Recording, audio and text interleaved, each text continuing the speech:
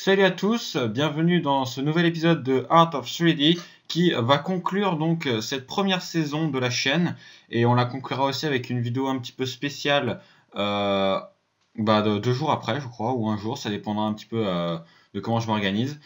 Et donc on va commencer tout de suite et on va voir donc comment créer à peu près n'importe quoi dans Blender.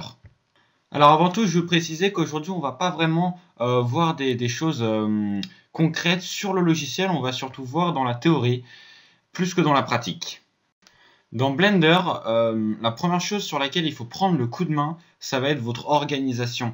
C'est-à-dire que si vous voulez faire un gros projet, il va forcément y avoir beaucoup d'objets dans votre scène, et pour ça, il va falloir vous organiser, parce que sinon vous allez très vite perdre le fil. Et donc pour ça, c'est pour ça qu'il ne faut pas négliger les différentes layers, c'est-à-dire les différents calques dans lesquels vous pouvez mettre autant d'objets que vous voulez.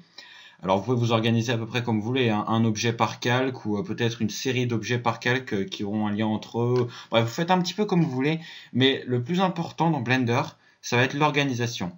Parce que c'est ça qui va vous permettre de vous retrouver dans le projet, c'est ça qui va vous permettre de comprendre ce que vous-même vous faites.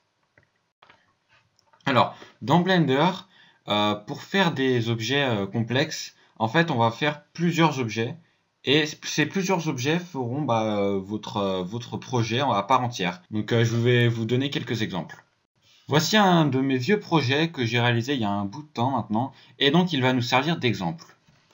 Sur cette image, de façon assez grossière, j'ai envie de dire, vous pouvez déjà repérer quelques objets. Bon, déjà il y a les planètes, qui donc seront des sphères, et il y a donc ce vaisseau. Sur ce vaisseau, il y a en vérité un nombre d'objets incalculable. Sans déconner, je pense qu'il y en a facilement 150. Donc vous pouvez voir donc les deux cercles déjà, hein, qui sont ceux qu'on voit les premiers. Et vous vous doutez aussi que j'ai donc utilisé un cube pour la forme principale des vaisseaux. Mais en vérité, il y a beaucoup plus d'objets que ça.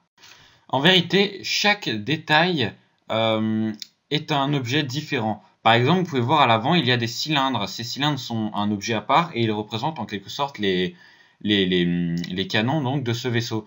Vous pouvez voir juste à côté qu'il y a en quelque sorte la vitre donc de ce vaisseau à partir de laquelle il y a donc le tableau de commande, tout ça.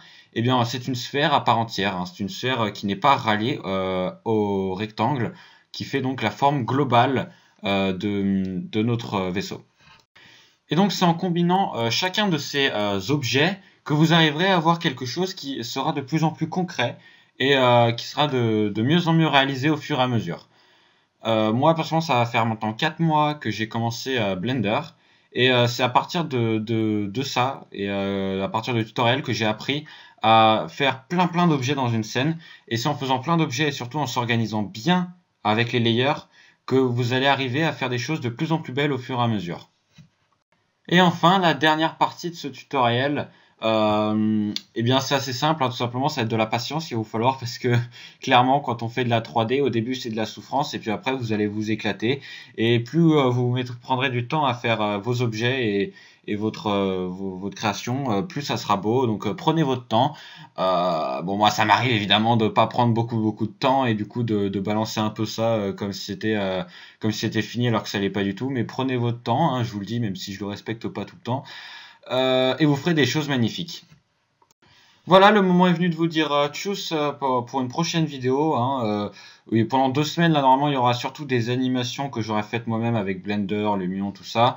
Et donc, on reprend donc avec la saison 2 dans 2 semaines, je pense, le temps que je fasse tous les tutoriels, le temps que je fasse tout ça, je pense qu'il faudra facilement 2 semaines. Voilà, donc tchuss donc pour une prochaine vidéo.